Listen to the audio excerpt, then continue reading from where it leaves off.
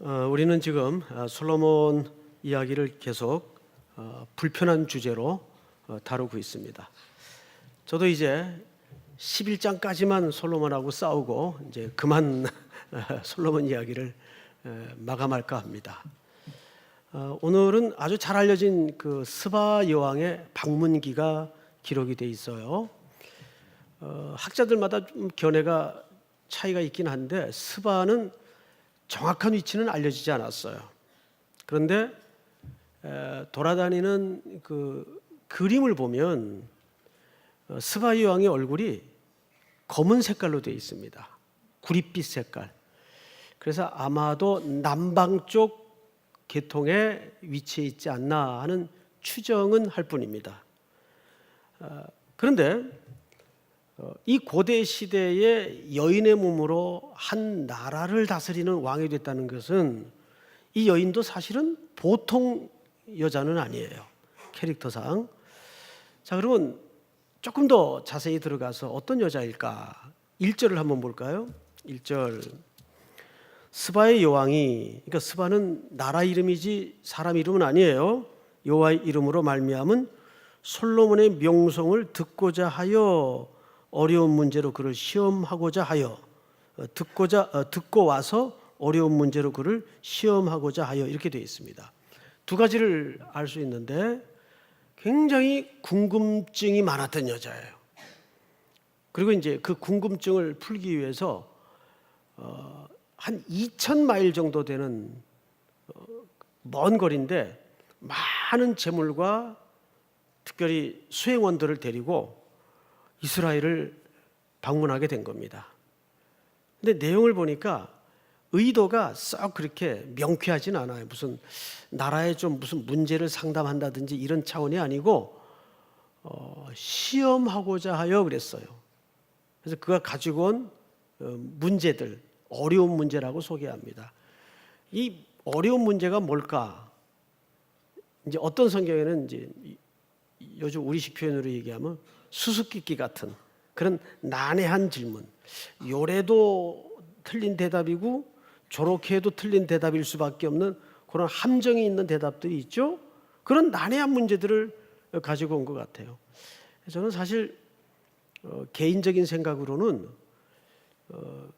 스바 여왕이 방문한 것도 의미가 있지만 그 어려운 문제가 어떤 문제일까 이게 참 궁금해요. 그런데 속상하게도 성경은 그 내용이 없어요. 왜 없을까? 왜 없을까요? 중요하지 않으니까. 네, 그게 초점은 아니었다 그 말이죠. 자, 그러면 이제 두 사람 사이에 어떤 대화가 오고 가는가를 한번 봅시다. 2절. 예루살렘에 이르니 수행하는 자가 힘이 많고 이 정도 규모로 봐서 이 스바라는 왕국도 결코 규모가 작은 나라는 아니었던 듯 싶습니다. 그뿐만이 아니에요. 향품과 힘이 많은 금과 보석을 낙타에 실었더라. 그가 솔로몬에게 나와 자기 마음에 있는 것을 다 말하매. 3절 시작. 솔로몬이 그가 묻는 말에 다 대답하였으니 왕이 알지 못하여 대답하지 못한 것이 하나도 없었더라. 네, 결과는 스바 여왕이 묻는 모든 그 까탈스럽고 함정이 숨어진 어려운 질문에 솔로몬이 다 대답을 합니다. 명석하긴 했던 것 같아요. 자, 그리고 이제 4절을 제가 좀 읽겠습니다. 스바 여왕이 솔로몬의 모든 지혜와 그 건축한 왕궁과 그 상의 식물과 그의 신하들의 좌석과 그의 시종들이 시립한 것과 그들의 관복과 술관원들과 여호와의 성전에 올라가는 층계를 보고 크게 감동돼요. 자, 이제 저를 보세요. 사실적으로 말하면 스바 여왕이 감동한 것은 지혜입니까? 솔로몬 왕국의 규모와 화려함 때문입니까? 화려함 때문입니다. 그 규모 때문입니다. 층계를 보고 정신을 잃을 정도로 놀랐어요. 그래서 뭐 했다고요? 스바 여왕이 감동이 되었대요. 제가 이 본문을 읽다가 저절로 스물스물 올라오는 문장 하나가 있어요. 그 나물에 그 밥이다. 여러분, 사람이 살아가면서 무엇에 감동하는가는 그 사람의 세계관이고 그 사람의 가치관입니다. 맞죠? 틀림없이 맞습니다. 돈에 감동하는 사람은 그게 그 사람의 세계관일 수밖에 없어요. 기승전 돈. 요즘 세태가 그렇잖아요. 그러니까 이 스바이 여왕은 사실 특별해서 그런 사고방식을 가진 게 아니라 이게 세상의 가치관의 기준으로서는 정상이에요. 맞죠? 별난 사람이 아닙니다. 스바이 여왕은 또 다른 우리 얼굴입니다. 그 어마어마한 규모와 크기와 화려함에 압도되어서 감동을 받은 거예요. 이것이 세계의 기준이고 가치관입니다. 이 세상의 패턴이에요. 자, 그리고 이제 성경을 또 보십시다. 6절. 왕께 말하되 내가 내 나라에서 당신의 행위와 당신의 지혜에 대하여 들은 소문이 사실이로다. 이건 무슨 단어가 턱 걸려드는가 하면 소문이라는 단어가 눈에 띄죠. 소문. 이 소문이라는 말은 히브리 말로 다바르. 다바르는 말이라는 뜻이에요. 말, 언어. 근데 이 소문이라는 단어가 다음 절에 또 나옵니다. 볼까요? 7절 한번 같이 읽겠습니다. 시작. 내가 그 말들을 믿지 아니하였더니 이제 와서 친히 본즉 내게 말한 것은 절반도 못 되니 당신의 지혜와 복이 내가 들은 소문보다 더하도다. 내가 들은 소문, 소문이 또 나오죠. 근데 이 단어는 다른 단어예요. 세무아, 이런 히브리 말을 썼어요. 그러면 이 세무아라는 말은 무슨 뜻인가 하면 어떤 무슨 복된 소식이라든지 하나님에 대한 지혜라든지 이런 소문이 아니고 보고서, 리포트, 수치와 통계와 어떤 팩트가 담긴 하나의 객관적인 사실, 이런 의미의 보고서가 세무아라는 표현을 써요. 앞에 다바르라는 소문과는 다른 단어를 썼어요. 그러니까 스바이 왕이 여기까지 찾아온 이유 중에는 사실 선한 의도나 어떤 의미 있는 목적을 가지고 온 것이 아니고 천상 세속적인 기준을 가지고 그것을 확인하고 싶어서 찾아온 겁니다. 그리고 다음 절을 보십시다. 8절. 복되도다 당신의 사람들이요, 복되도다 당신의 이 신하들이요, 항상 당신 앞에 서서 당신의 지혜를 들음이로다. 9절을 한번 같이 읽어볼까요? 시작. 당신의 하나님 여호와를 송축할지로다. 여호와께서 당신을 기뻐하사 이스라엘 왕 위에 올리셨고 여호와께서 영원히 이스라엘을 사랑하심으로 당신을 세워 왕으로 삼아 정의와 공의를 행하게 하셨도다 하고. 아멘. 자, 여러분 9절 잘 읽으셨죠? 자, 이제 저를 좀 볼까요? 9절을 이렇게 읽으시다가 뭔지는 잘 모르겠지만 느낌적 느낌으로 뭐 이상한 거 없어요? 9절이 뭐 이상하게 들리거나 이상하게 느껴지는 거 없습니까? 귀로 들으시고 눈으로 보세요. 제가 다시 한번 읽어드리겠습니다. 당신의 하나님의 여호와를 송축할지로다. 여호와께서 당신을 기뻐하사 이스라엘 왕 위에 올리셨고. 여기까지만 봅시다. 자, 다시 한번 여쭤볼게요. 뭐 이상한 거 없어요? 자, 제가 한번 말을 꺼내죠. 정직하게 얘기하면 이런 모든 여호와에 대한 표현은 지금 누구 입에서 나와야 옳은 겁니까? 그렇죠. 솔로몬 입에서 나와야 옳은 거 아니에요? 근데 지금 이 칭송과 여호와를 향한 칭송과 이 신학적 주제가 담긴 내용을 지금 누가 하고 있어요? 이방 여왕이 와서 하고 있어요. 오늘 전체 이야기 속에 키워드가 9절입니다. 9절은 굉장히 중요해요. 특별히 여기는 그냥 나라의 지도자들끼리 주고받는 정치적 수사어를 뛰어넘은 신학적 주제가 하나 있어요. 그게 뭐냐면 다음 9절입니다. 9절 중반절에 보십시오. 여호와께서 영원히 이스라엘을 사랑하심으로 당신을 세워 왕으로 삼아 정의와 공의를 행하게 하셨도다. 이건 정치적 수사가 아니에요. 이거는 중요한 신학적 주제가 얹어진 겁니다. 여기서 특별히 강조하는 것은 뭐냐 하면 여호와께서 당신을 왕위에 세운 것은 이 백성들을 사랑하셔서 당신을 왕으로 세운 목적이 당신을 통해서 정의와 하나님의 공의가 그 백성들에게 편만하도록 하신 것입니다 라는 말이에요. 그런데 정작 솔로몬은 그렇게 살았나요? 살지 못했어요. 자, 우리 시편 72편을 다 여세요. 시편 72편 자막 없습니다. 중요하니까 직접 확인하십시다. 72편 성경 대충 그냥 절반 열면 나옵니다. 자, 72편 제목이 뭐라고 되어 있죠? 솔로몬의 시. 그래서 독자들이 속아요. 솔로몬이 쓴 신줄로 속아요. 자, 20절을 한번 볼까요? 이새의 아들 다윗의 기도가 끝나니라. 저를 보세요. 이 기도문은 사실상 누구의 기도문입니까? 그렇죠. 솔로몬의 아버지가 되는 다윗의 기도문입니다. 누구를 위한? 아들 솔로몬을 위한. 그러니까 제목을 솔로몬의 시라고 해도 틀린 말은 아닙니다. 왜? 그 기도 안에 전체 맥락과 주제가 누구에 대한 기도이기 때문에, 아들에 대한 기도이기 때문에.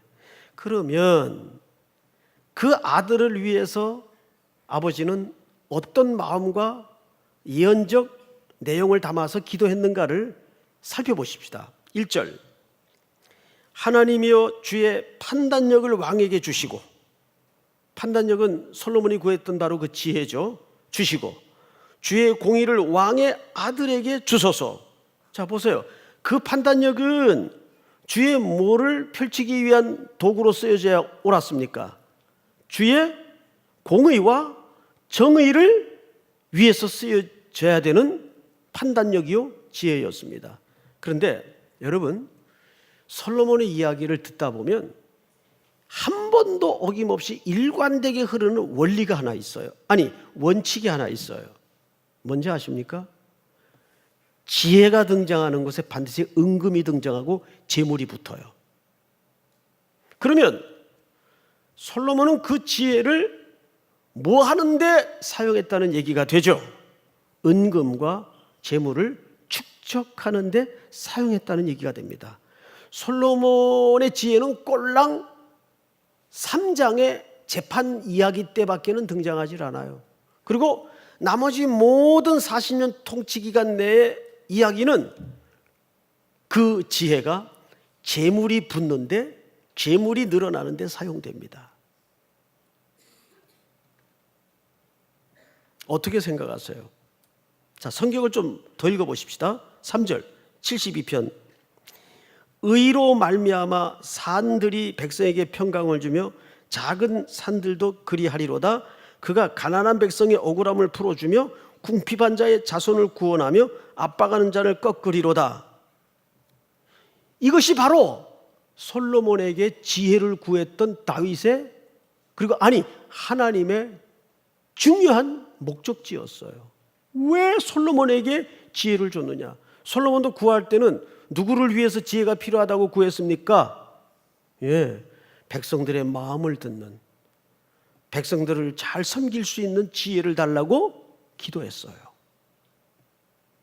그런데 지혜를 주었더니 그것을 세속화시켜서 부와 은금을 쌓고 모으는데 철저히 사용했습니다.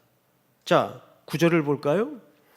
광야에 사는 자는 그 앞에 굽히며 그의 원수들은 티끌을 핫을 것이며 다시스와 섬의 왕들이 조공을 바치며 스바와, 오늘 그 왕이 나오죠, 시바 왕들이 예물을 드리려라. 이만큼 나라가 융성할 것을 예고합니다. 자, 잠깐 여기서 우리가 정리하고 지나가십시다. 여러분, 돈이나 은금이나 재물 자체가 악도 선도 아니죠. 그것이 악과 선은 아니에요. 그런데 중요한 것은 12절 그는 궁핍한 자가 부르짖을 때 건지며 도움이 없는 가난한 자도 건지며 그는 가난한 자와 궁핍한 자를 불쌍히 여기며 궁핍한 자의 생명을 구원하며 14절 다 같이 시작. 그들의 생명을 압박과 강포에서 구원하리니 그들의 피가 그의 눈앞에서 존귀히 여김을 받으리로다. 하나님께서 솔로몬에게 끌어모아준 모든 은금은 주님의 것인데 그 모든 것들이 어디를 누구를 위하여 사용되어야 옳았던 은금이고 재산이었습니까? 궁핍한 백성들, 가난한 자들, 피눈물 흘리는 사람들, 억울함에 묶여있는 사람들, 이런 사람들을 위해서 들여지고 쓰여지고 사용되어야 했던 은과 금이었어요.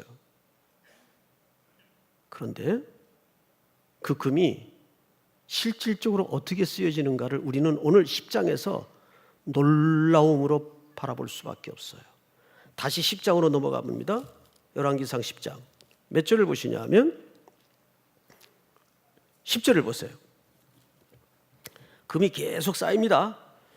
이에 그가 금 120달란트와 심이 많은 향품과 보석을 왕에게 드렸으니 스바 여왕이 솔로몬 왕에게 드린 것처럼 많은 향품이 다시 오지 아니하였더라.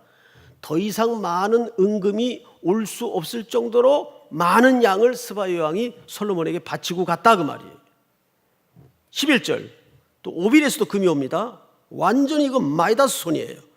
오빌에서부터 금을 실어 온 히람의 배들이 오빌에서 많은 백단목과 보석을 운반하여 오매 왕이 백단목으로 여호와의 성전과 왕궁의 난간을 만들고 또 노래하는 자를 위하여 수금과 비파를 만들었으니 이 같은 백단목은 전에도 온 일이 없었고 오늘까지도 보지 못하였더라. 그러니까 세계 각처 사방에서 얼마나 많은 은금과 폐물과 재물이 몰려들었는지 눈으로 보죠. 13절 다 같이 시작. 솔로몬 왕이 왕의 규례대로 스바의 여왕에게 물건을 준 것 외에 또 그의 소원대로 구하는 것을 주니 이에 그가 그의 신하들과 함께 본국으로 돌아갔더라. 자, 이 그 문학 기법이 인크루즈 기법인데 무슨 얘기냐면 1절과 끝절, 문단을 이루는 1절과 끝절 안에다가 샌드위치 방식으로 진짜 메시지를 감춰놓는 방식이에요. 자, 그런데 1절은 스바 여왕이 신하들을 데리고 은금 폐물을 가지고 지혜를 들으러 와요. 근데 마지막 절은 뭘 남기고 가죠? 재물을 남기고 가요. 아까도 말씀을 드렸지만 항상 흔들리지 않는 원칙이 하나 있었다 그랬죠. 솔로몬의 지혜가 거론되는 곳마다 뭐가 쌓여요? 재물이 쌓여요. 놀랍죠? 그리고 이제 이 재물이 그렇게 끌어모으고 쌓은 재물이 어떻게 사용되는가를 한번 보십시다. 14절 솔로몬의 세입금의 무게가 그러니까 금이 들어왔는데 무게가 금 666달란트요. 하필 또 666이에요. 이것은 아마 성경 기자의 풍자적 기법이 아닌가 이제 추정을 합니다. 그런데 여기 또 너무 깊은 의미를 두지 마세요. 그러면 신천지가 됩니다. 자, 그 외에 또 상인들과 무역하는 객상과 아라비아의 모든 왕들과 나라의 고관들에게서도 가져온지라 솔로몬 왕이 쳐서 느린 그러니까 금을 두들겨 가지고 느린 금으로 큰 방패 200개를 만들어요. 또 매 방패마다 든 금이 600세겔이에요. 또 쳐서 느린 금으로 작은 방패 300개를 만들어요. 매 방패마다 든 금이 3마네라. 마네는 화폐 단위입니다. 왕이 이것들을 레바논 나무궁에 두었더라. 여러분 잠깐 봅시다. 이젠 금으로 하다 못해서 무슨 짓까지 해요? 전쟁에 나가 쓰는 큰 방패. 큰 방패는 진영을 세워서 방어하는 무기입니다. 그리고 작은 방패는 호신용, 팔에다가 끼고 각계 전투를 할 때 싸우는 방패예요. 근데 이걸 전부 뭘로 만들었다는 거예요? 금을 두들겨 가지고 금으로 만들었다 그랬잖아요. 지금 방금. 네? 금으로 이런 방패를 만들어요. 이게 이제 장식용인지 그건 거의 장식용일 것 같아요. 그래도 그렇지. 여기서 끝이는 게 아니에요. 21절을 보세요. 솔로몬 왕이 마시는 그릇은 다 금이요 레바논 나무궁의 그릇도 다 정금이라 은기물이 없으니 솔로몬의 시대에 은을 귀히 여기지 아니하면 왕이 바다에 다스의 배들을 두어 히람의 배와 함께 있게 하고 그 다스의 배로 3년에 한 번씩 금과 은과 상어와 원숭이와 공작을 실어 왔음이더라. 자, 여러분, 금을 가지고 밥그릇서부터 모든 왕궁 안에 다 금으로 떡칠을 해요. 자, 세상에는 돈지랄이 있는데 이때는 얘기 안 할게요. 얘기 안 할게요. 그래서 오늘 설교 제목을 한 글자로 하려고 그랬어요. 금. 역사상 가장 짧은 설교의 제목, 금. 자, 제가 일부러 솔로몬을 딴지 거는 겁니까? 자, 그런데 더 기맥힌 내용 하나가 그냥 지나갔습니다. 몇 절을 보시냐면 18절을 보세요. 왕이 또 상아로 큰 보좌를 만들고 자기 앉을 의자겠죠? 그걸 뭘로 만들었다고요? 코끼리, 상아. 이거 만들려면 코끼리 하여간 엄청나게 죽여야 됩니다. 정금으로 상아를 입힙니다. 이 미친 짓이죠? 아니, 상아도 대단한데 상아에다가 또 뭘 입혀요? 정금을 입혀요. 그리고 그 보좌에는 6층계가 있고 그 스바이 왕이 감동받았다는 바로 그 규모의 층계입니다. 6층계가 있고, 잘 보세요. 보좌 뒤에 둥근 머리가 있고, 자, 저를 보세요. 여기 보좌가 여기 있으면 보좌 뒤에 둥근 뭐가 있다 그래요? 머리가 있다 그래요. 모호하죠? 둥근 머리? 거기 어떤 짐승의 머리가 있길래 이렇게 정확하게 표현을 안 하고 모호하게 그냥 비슷한 모양만 피력을 했을까? 둥근 머리. 무슨 뜻일 것 같아요? 여러분, 사람이 이렇게 정확히 얘기 못하고 모호하게 얘기할 때는 뭔가 좀 이렇게 들추어내고 싶지 않은 뭐가 있다는 얘기 아니에요. 그래서 이 단어를 보니까 이 단어가 히브리 말로 아콜입니다. 아콜. 이 아콜이라는 말이 둥글다는 뜻이에요. 근데 이 단어가 어디서 온지 아세요? 이게 말놀인데 놀랍게도 이 아콜이 에켈에서 왔어요. 에켈이 뭐냐 하면 송아지입니다. 그러니까 거기에 무슨 머리가 있었다는 얘기입니까? 송아지 머리. 자, 그런데 이 송아지라는 신은 어디서 섬기는 신인가 하면 11장 이제 1000명의 아내의 이야기가 등장을 하고 그 아내들이 데리고 가지고 온 모든 신들이 열거되는데 대표적인 신들 몇 개 보십시다. 5절 11장 5절입니다. 이는 시돈 사람의 여신 아스타롯을 따르고 암몬 사람의 가정한 밀곤을 따름이라. 그 1000명의 여인들 중에 몇몇이 솔로몬이 여호와의 눈앞에서 악을 행하여 그의 아버지 다윗이 여호와를 온전히 따름과 같이 따르지 아니하고 모압에 가증한 그모스를 위하여 산당을 짓습니다. 저를 보세요. 모압의 신이 누굽니까? 그모스예요. 그모스의 형상이 뭔지 아세요? 송아지입니다. 그러니까 솔로몬의 보좌 뒤에는 무슨 둥근 머리라 그러는데 뭐가 사실 있었다는 얘기입니까? 이 송아지. 뭘 얘기하는 거예요? 이미 솔로몬의 통치 기간 내내 여러분 1000명의 여자를 한꺼번에 얻었겠어요? 통치 시작부터 하나씩 데려다 앉힌 겁니다. 이 1000명이 차려면 장난 아니죠? 그 과정에서 그 여인들이 각기 자기들의 나라의 신들을 다 가지고 들어온 거예요. 그러니까 이미 여호와의 신앙은 이미 철저하게 혼합주의로 뒤섞여 있던 거예요. 솔로몬이 하나님을 완전히 떠난 건 아니지만 그의 의식세계는 이런 혼합주의가 지배하고 있어. 심지어 이 보좌가 이스라엘 왕의 보좌인데 위에 뭐가 있다고요? 그모스 신의 형상인 송아지가 있다고요. 이 정도로 타락했다는 얘기예요. 자, 여러분, 저도 가능하면 솔로몬하고 좀 친해보려고 굉장히 애를 많이 써요. 자, 그런데 23절 보세요. 10장. 솔로몬 왕의 재산과 지혜가 세상에 그 어느 왕보다 큰지라. 여기 드디어 실체가 등장을 하죠. 재산이 먼저 나옵니까? 지혜가 먼저 나옵니까? 그렇죠. 이게 히브리 사람들의 순서는 굉장히 중요한 의미를 담아요. 그러니까 솔로몬의 모든 지혜는 무엇을 위해 존재한 지혜였다는 기록입니까? 이 재산을 위해서 존재했다는 기록입니다. 그리고 24절을 보세요.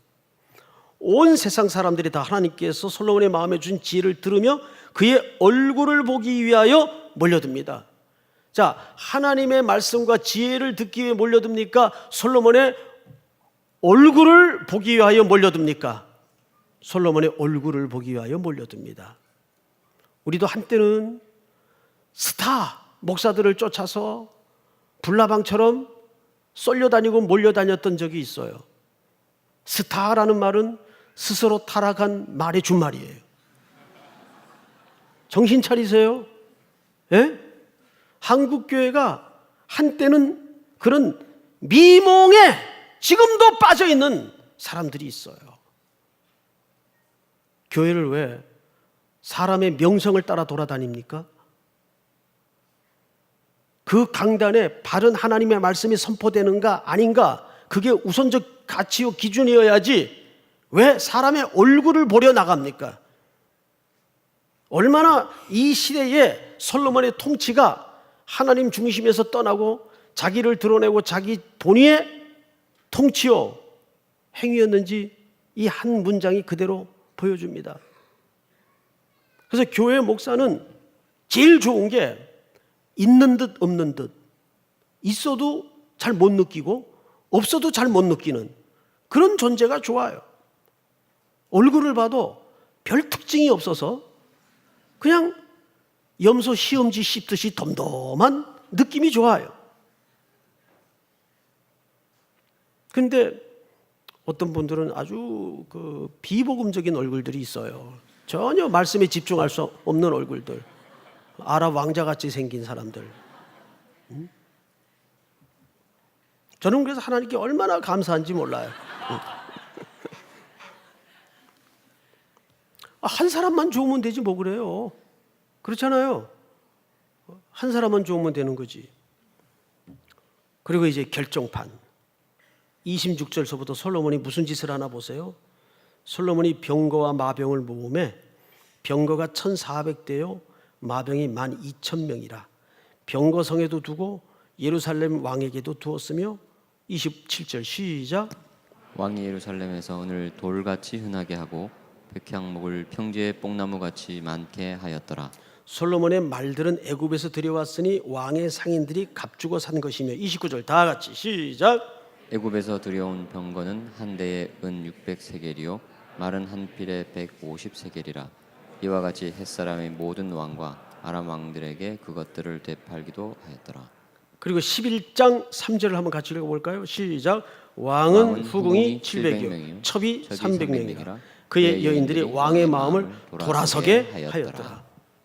자, 이제 앞을 보십시다. 우리는 성경 한 구절을 주목할 필요가 있습니다. 신명기 17장을 다시 한번 띄워주세요. 네가 네 하나님 여호와께서 네게 주시는 땅에 이르러 그 땅을 차지하고 거주할 때 만일 우리도 우리 주위의 모든 민족들 같이 우리 위에 왕을 세우겠다는 생각이 나거든. 15절 시작. 반드시 내 하나님 여호와께서 택하신 자를 내 위에 왕으로 세울 것이며 내 위에 왕을 세우려면 내 형제 중에서 한 사람을 할 것이요 내 형제 아닌 타국인을 내 위에 세우지 말 것이며 16절 그는 병마를 많이 두지 말 것이요 병마를 많이 얻으려고 그 백성들을 애굽으로 돌아가게 하지 말 것이니. 오늘 본문에서 여지없이 다 부서지고 있죠. 이 명령이, 이 율법이. 이는 여호와께서 너희에게 이루시기를 너희가 이후에는 그 길로 다시 돌아가지 말 것이라 하셨음이며 17절 시작. 그에게 아내를 많이 두어 그의 마음이 미혹되게 하지 말 것이며 자기를 위하여 은금을 많이 쌓지 말 것이니라. 네, 하나님이 금했던 세 가지. 말을 많이 두지 말 것, 여인을 많이 두지 말 것, 은금을 자기를 위하여 많이 두지 말 것. 그런데 오늘 우리가 살펴본 10장 29절까지의 내용만 보더라도 11장을 넘어서 이 하나님의 신명기적 역사의 렌즈가 다 부서지고 있어요. 재물, 금은 그건 선도 악도 아니에요. 하나님이 줄 수도 있고 안 줄 수도 있어요. 근데 하나님이 우리에게 물질을 주었던, 지위를 주었던, 재능을 주었던, 시간을 주었던, 건강을 주었던 그 모든 것은 무엇을 위해 소용되도록 명령하신 겁니까? 이 땅에 하나님의 눈물과 하나님의 마음과 예수님의 손발이 가 있는 공고하고 궁핍한 자들을 위해서, 억울하게 묶인 자들을 위해서, 통 안에 눈물을 흘러내리는 가슴앓이를 하는 수많은 연약한 현장을 향해서 그것이 쓰여지도록 하는 것이 왕에게 지혜를 주었던 이유였어요. 그런데 솔로몬은 철저하게 40년 통치 기간 내내 그를 따라다녔던 두 단어는 지혜와 재물이었습니다. 허비한 인생이었죠. 낭비한 인생이었습니다. 사랑하는 우리 3일의 성도 여러분, 마라나타, 우리 주님이 다시 오시는 그날까지 여러분들의 모든 다름질은 주신 은사든 재물이든 시간이든 건강이든 이 땅에 주님의 쏠려있는 삶의 현장을 향해서 계속 묵묵하게 나아가는, 순종하는 또 새날 한 주가 되기를 주의 이름으로 축원하고 축복합니다. 우리 다 일어나십시다. 나 무엇과도 주님을 바꾸지 않으리, 다른 어떤 은혜 구하지 않으리.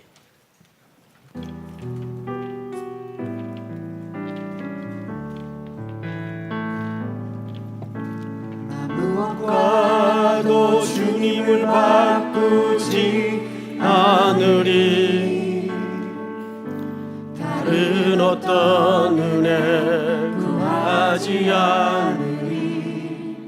오직 주님만이 내 삶의 도움이시니 주의 얼굴 보기 원합니다. 주님 사랑해요. 주님 사랑해요.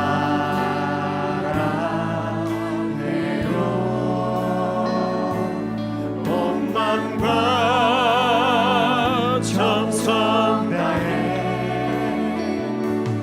하나님의 신지라. 친구 되기 원합니다. 친구 되기 원합니다. 주님 사랑해요.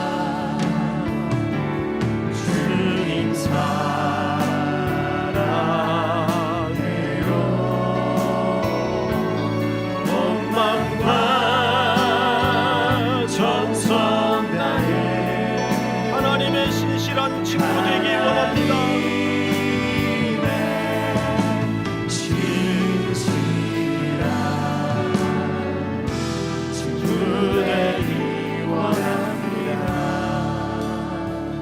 우리 한번 서신 채로 눈을 감고 또 한 주를 시작하면서 예배로 이렇게 시작을 하죠.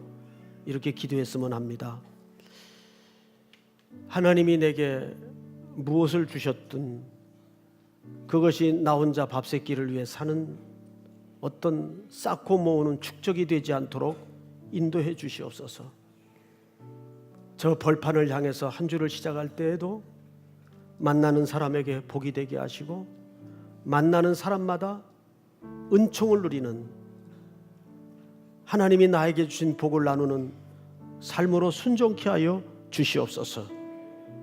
우리 이 말씀을 붙들고 이 제목 가지고 또 한 주간 여러분들이 시시콜콜하게 하나님 앞에 간절히 구해야 될 어떤 제목들을 놓고 우리 한번 다 같이 소리내어 통성으로 기도합니다. 사랑하시는 아버지 하나님, 은혜를 감사합니다. 오늘도 우리들에게 말씀을